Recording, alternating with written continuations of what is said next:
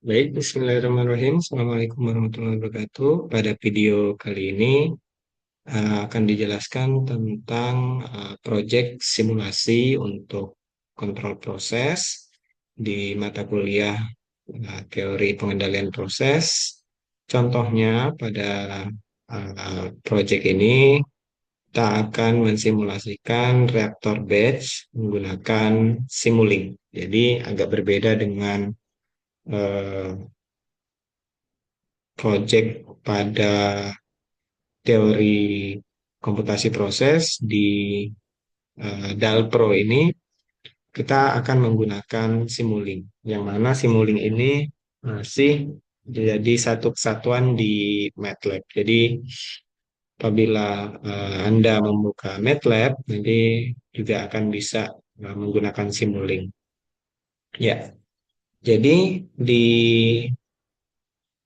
projectnya ini hanya perlu membuat 4 poin. Yang pertama adalah deskripsi proses. Nah, deskripsi proses itu tidak usah dibuat panjang lebar, tapi menggunakan bullet point, poin-poin seperti ini saja. Jadi, semisal saya ingin simulasikan reaktor batch, deskripsinya itu adalah misal poin pertama akan dikendalikan komposisi reaktan A sebagai reaksi pada reaksi A plus B menjadi C. Nah, kemudian menggunakan reaktor batch, asumsinya ditulis semua. Asumsinya steady state misalnya ya, orde 1 terhadap A dan lain sebagainya. Kemudian eh, selanjutnya yang dimasukkan adalah proses flow diagramnya. Nah, agak berbeda dengan komputasi proses di pengendalian proses atau DALPRO ini harus menampilkan eh, instrumen kontrolnya. Nah, kalau di sini di reaktor batch itu kan kalau kita ingin melihat atau mengontrol komposisi itu kan kita harus memasukkan sebuah sensor ya. Kalau di sini dimasukkan sensor komposisi indikator. Nah, itu sebagai sensornya.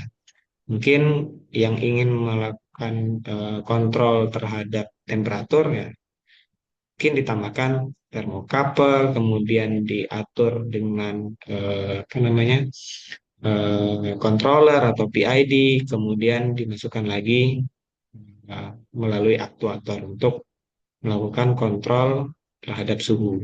Nah, kalau ini contohnya kontrol komposisi. Jadi komposisi itu hanya dimonitoring saja. Nah, karena dia reaktor batch, tidak ada input, tidak ada output, ya berjalan pada suatu eh, waktu tertentu. Jadi model PFD-nya atau PNID-nya seperti ini. Nah, kemudian tadi asumsinya steady state dan juga eh, komposisi ini dimonitor dengan sebuah indikator atau sensor komposisi indikator, ordenya orde 1 terhadap A. Ya. Kemudian poin selanjutnya paling penting itu adalah neraca massanya atau neraca molnya. Nah, kalau kita menyusun neraca massa di ATK kan biasanya sudah menyusun neraca massa ya. Neraca massa untuk reaktor batch itu input dan outputnya nol. Nah, plus minus reaksi ini tergantung eh, minus jika kita ingin membuat neraca massanya berdasarkan reaktan. Karena kita ingin membuat neraca massa terhadap A, neraca massa atau neraca mol A, maka reaksinya menjadi karena dia tadi orde 1 min K Ca dikalikan dengan volume. Nah, ini volume reaktor atau volume liquid. Sama dengan akumulasinya. Akumulasinya itu adalah dNA per dt. Nah, jadi dipastikan ruas kanan, ruas kiri itu satuannya sama. Ini dNA ini satuannya mol, dt ini menit. Berarti mol per menit. Kemudian Ca ini adalah mol per volume. Kalau dikalikan dengan volume, tinggal mol. Dan satuan K ini adalah 1 per menit. Jadi tinggal mol per menit.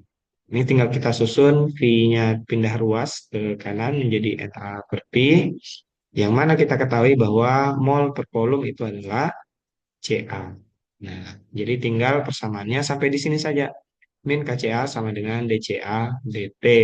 Atau perubahan konsentrasi A per waktu itu sama dengan minus eh, konstanta kecepatan reaksi dikalikan CA-nya.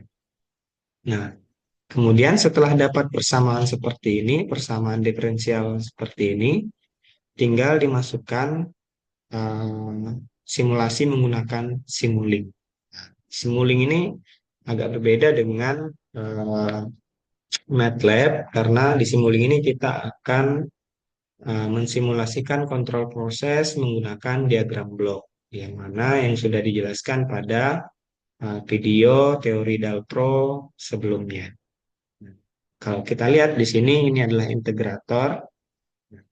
Integrator berarti yang masuk ke dalam integrator ini adalah nilai dari DCA per DT.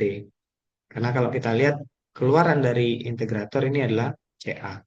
Ya, nilai dari DCA DT ini sama dengan minus KCA. Ya, K-nya kita pakai gain, ya, minus 0,1, ini nilai input datanya. Minus K ini ya, minus K sama dengan minus 0,1 kalikan CA akan masuk ke integrator. Ya.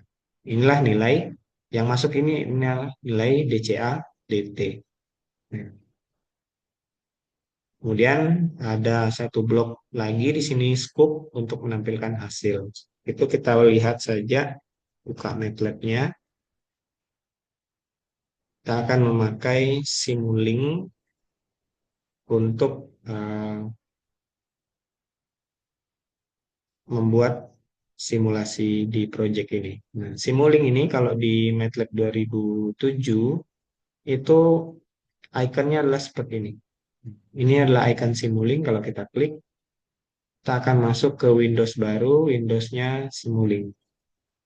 Ini adalah Simulink Library Browser, di mana kita memilih blok yang ingin kita pakai. Kemudian untuk membuat model baru, klik New Model di sini. Nah, ini adalah kanvas yang mana kita bisa gunakan untuk memodelkan project kita. Tadi yang pertama kita harus masukkan itu adalah integrator. Integrator itu kalau kita cari di sini commonly used block. Nah, di sini ada integrator. Cara memasukkannya tinggal kita drag and drop saja integrator ke sini. Kemudian blok lain yang harus kita masukkan adalah gain tadi ya, yang segitiga. Nah, karena gain ini masih menghadap ke kanan, kita balik dengan cara klik kanan, kemudian eh, di format, kemudian flip block atau bisa juga menggunakan kontrol I. Kemudian scoop, ya scoop kita masukkan scoop untuk menampilkan hasil. Nah, dan barulah kita setting terlebih dahulu integratornya. Kalau kita lihat tadi input datanya itu K-nya adalah 0,1, jadi minus K nanti minus 0,1, CA0-nya 10, atau konsentrasi A awalnya 10 mol per liter. Jadi kita masukkan di integrator, ini adalah initial condition-nya 10, karena CA0-nya tadi 10. Kemudian ini gain kita ganti namanya menjadi minus K atau K ya, K, ya minus K ya. Kemudian nilai di dalam gainnya ini kita ganti menjadi minus 0,1. Ya, minus 0,1. Oke, kita perbesar supaya kelihatan angkanya. Kemudian setelah itu tinggal kita sambungkan saja.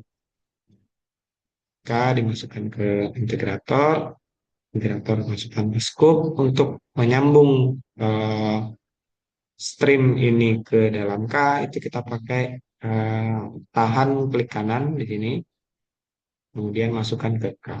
Nah, di sini nama streamnya hasil integrasi dari DCA DT itu adalah CA. Jadi ini adalah garis untuk CA. CA kemudian dikalikan dengan minus K akan menjadi min KCA. Di mana min KCA itu adalah nilai dari DCA DT. Kemudian kita coba ini ganti menjadi 30 waktu simulasinya. Kalau kita run di sini dan kita klik dua kali scope-nya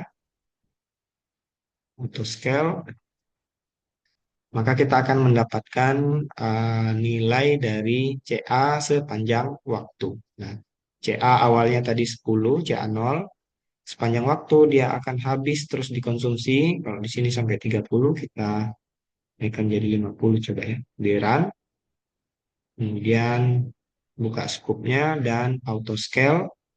Sini, nah kita lihat di sini di sekitar 45 menit CA-nya itu baru habis. Artinya reaksinya bisa berjalan sempurna kalau dilakukan di reaktor batch selama 45 menit. Nah, inilah yang dimasukkan nanti di screenshot dimasukkan ke PPT-nya ini. Ya. Oke, itu saja untuk proyek simulasi. Nanti jika masih ada pertanyaan silakan ditanyakan melalui grup atau